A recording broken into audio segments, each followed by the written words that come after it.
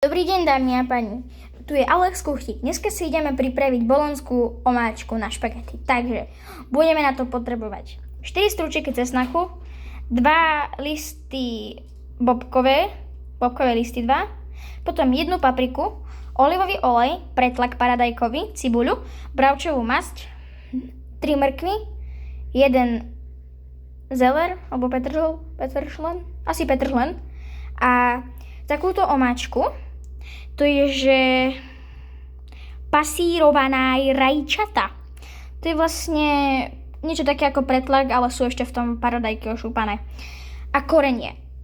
Rastca, celá, červená paprika, sladká, čierne korenie celé, čierne korenie mleté a soľ, konkrétne morskú soľ. A ideme si to spolu všetko urobiť.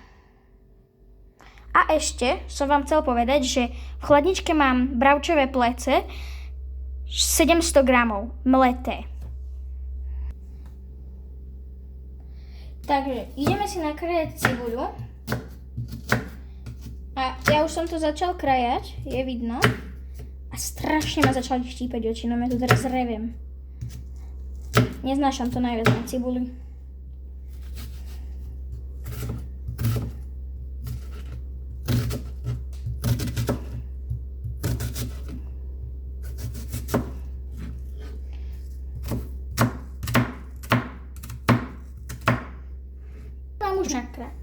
Janu.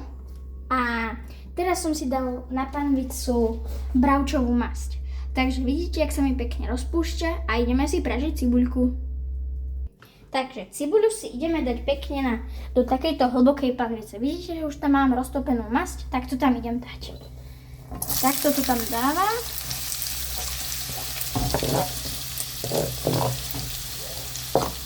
Tak.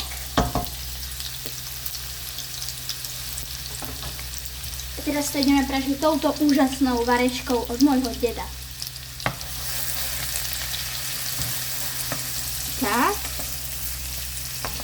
A budeme to pražiť takto. A mrkvu a petržlen si nakrájame na takéto časti, polmesiačiky. Cibuľka nám už rozvonieva, máme ju takto do sklanista a teraz si tam pridáme nakrájaný zeler a mrkvu. Tak. Dáme tam.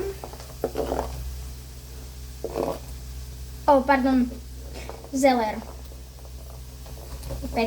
Petržlen. Pardon, ja sa to furt mýlim. Tak, pekne to tam dáme. Vidíte, že už to tam máme. Toto si odložím sem a zamiešam to.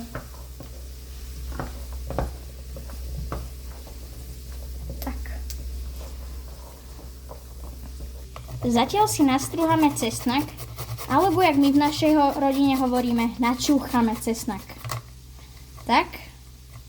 A sú to presne 4 strúčky. Teraz máme už aj popražený zeler a čo to je? Neviem, čo to je. Zeler asi. A mrkvu. A teraz si to takto rozhrnieme na bok. Do stredu dáme cesnak, tie 4 strúčky, čo sme si nastrúhali, a červenú papriku.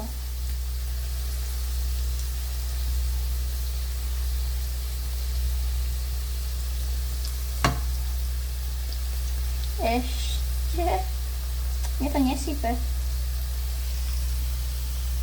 Tak.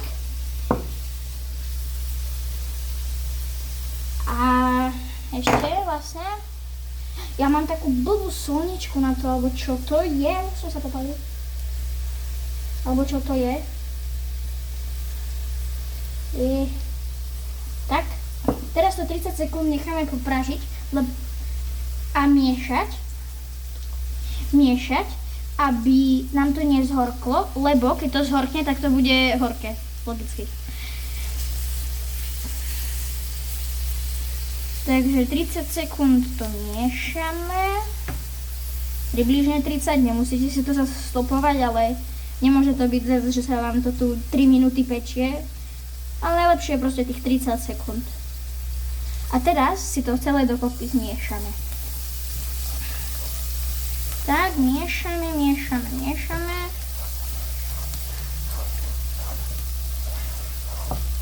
A teraz si do toho pridáme mäso mleté. Tak. Ja. Mäso. Tak. Toto nie. Opsa. Toto nie.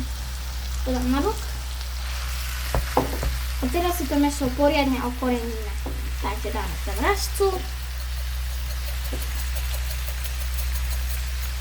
Teraz tam dáme čierne korenie, drvené, mleté teda. A ešte tam dáme. A už tam nič nedáme a miešame. Tak.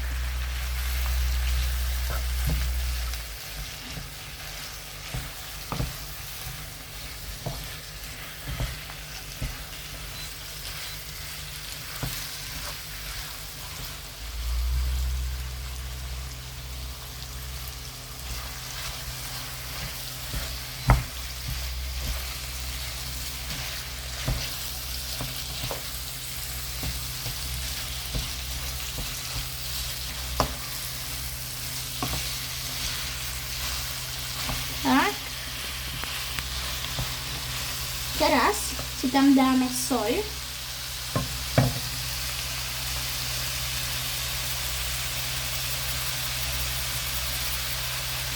Tak, máme tam soľ. Zase pomiešame.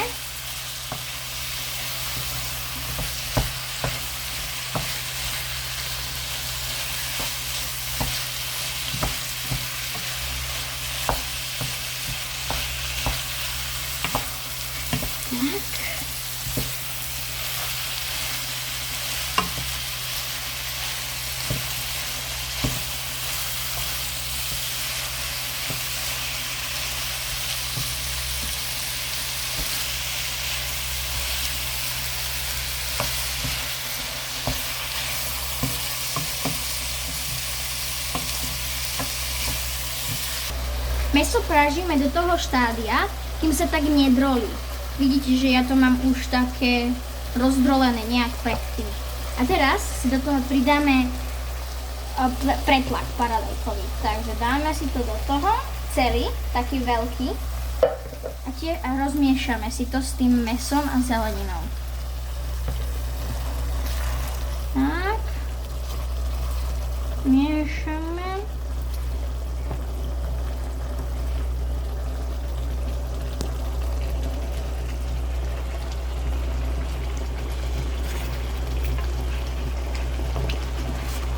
Tak.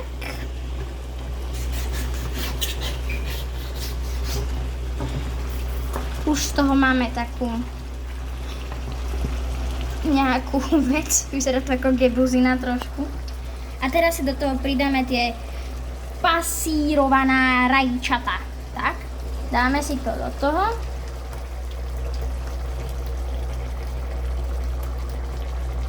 Tak, máme to v tom. A teraz si to zase pomiešame. A vidíte, už to vyzerá skoro ako bolonská omáčka. Ale my tento diel bohužiaľ nebudeme robiť špagety. No, domáce cestoviny. Tak, máme to pomiešané. A teraz si tam dáme 2 bobkové listy. 1, 2. Zmiešame ich s tým. A dáme si tam čierne korenie celé.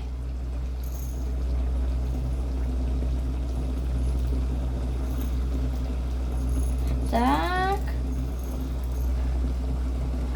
A rozmiešame si to.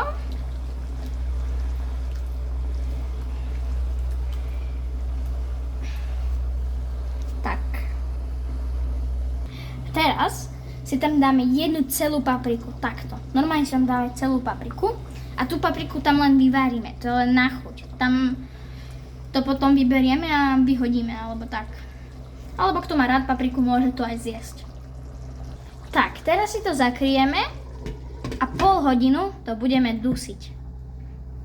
Medzi tým, čo sa mi mäso dusí, omáčka, tak si dodám plný hrniec vody, osolím si tú vodu a ideme si urobiť cestoviny.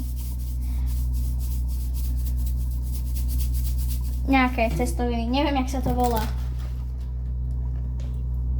Paparada, asi. Ja si to prečítam. Prosím ťa za cestoviny. Neviem to prečítať. Tak. Počkáme, kým nám voda zovrie a tak tam dáme cestoviny. Takže, už nám voda vre a teraz si tam dáme tie cestoviny. Tak a dáme všetky. Keď máte tie zbily, tak dajte všetky. Aj takéto tie odlamce. Tak. A teraz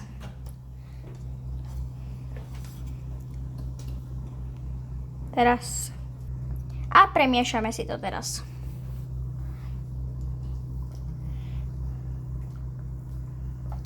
Tak. A varíme 6 minút za občasného miešania. Po 6 minútach varenia cestovín si ich zlejeme. A z mesa sme vybrali papriku.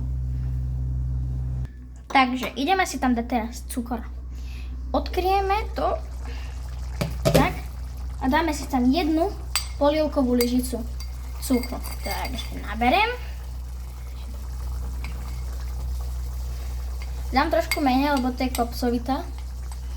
A teraz to tam dám. Tak.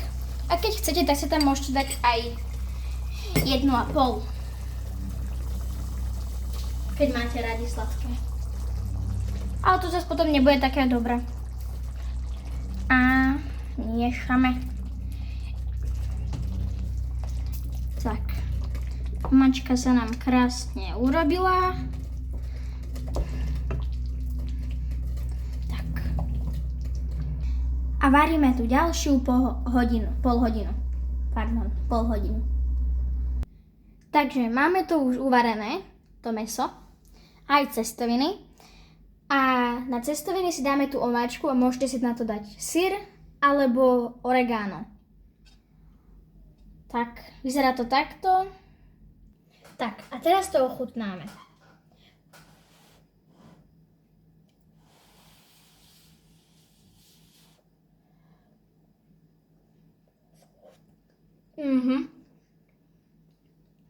Mňam, musíte si to urobiť.